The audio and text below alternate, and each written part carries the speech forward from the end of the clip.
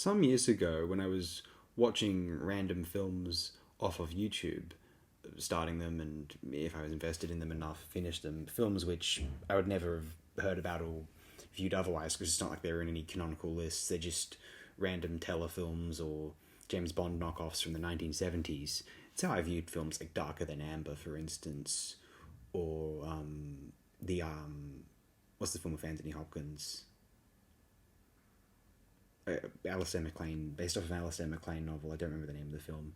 Anyway, films such as that.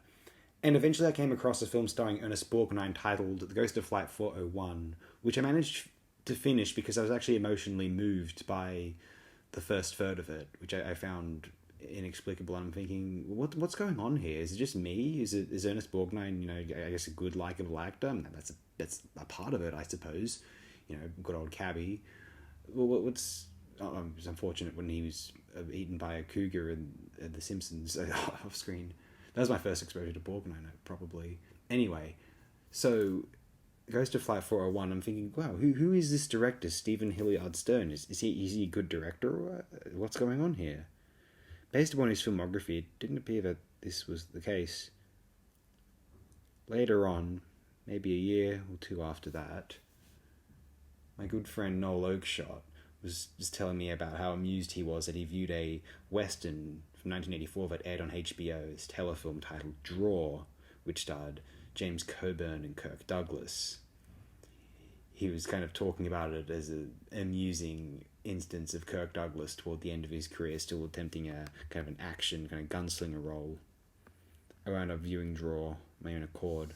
It's a fairly fun and interesting novelty. I have a video up of that as well. So who is Stephen Hilliard Stern? He's come up again. He's directed Draw. And looking through the remainder of his filmography, I realised he didn't always work in telefilms. There were some features early on.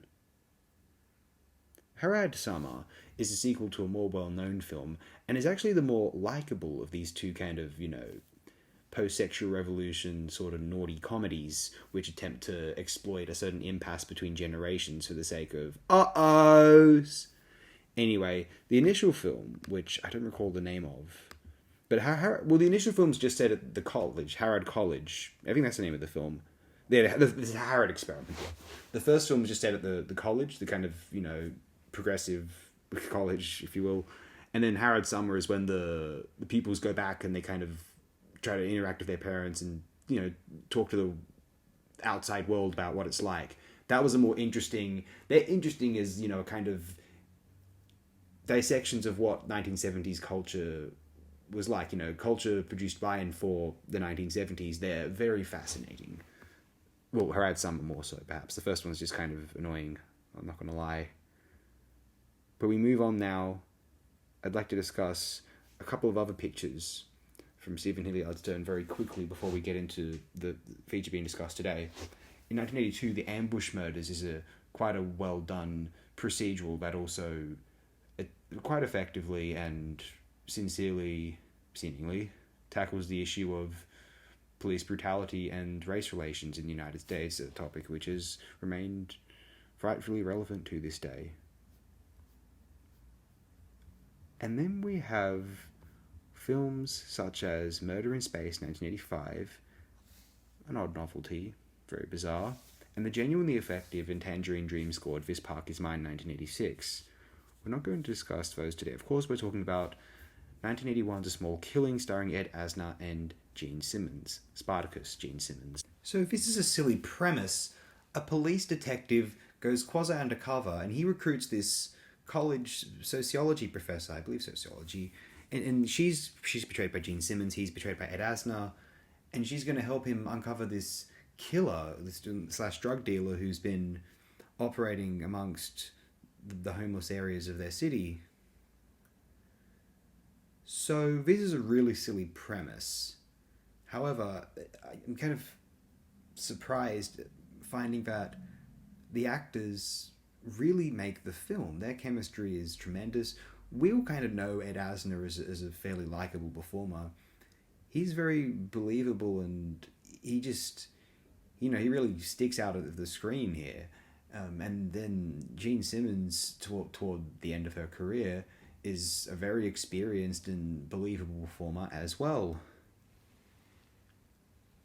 This is one of those silly kind of, it's almost like a screwball comedy premise, but in a more gritty, grounded, cops and robbers TV environment. It has both tones kind of operating seamlessly. As a feature, it probably would have been, as a feature theatrical film, it probably would have been a bit too much. But I think in this telefilm format, a certain modesty and grace, and yet ambitions to be a genuinely memorable project beyond what the standards of telefilms tended to be, I suppose.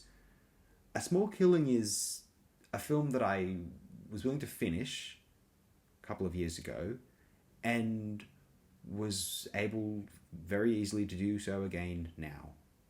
You can view it on YouTube. Decide for yourself. Expect discussions of some more Stephen Hilliard Stern films over the next few days, just out of a mild, I guess that we can use the word novelty again, curiosity. I'm just fascinated by this individual career and how many slightly memorable films he made across it. Most of them weren't, but some would stand out. I guess he felt lucky when he was handed those scripts / productions. The most famous work from Stephen Hilliard Stern, which shall also be discussed, rest assured, is 1982's Mazes and Monsters. It may still stand as the finest film based, if not just loosely, then I suppose so. The others are also off of Gary Gygax's Dungeons and Dragons. I first heard of Mazes and Monsters via the Futurama Bender's Game DVD commentary. There's like, oh yeah, there was this, anti-D&D PSA starring the young Tom Hanks. I'm thinking, no way. Really?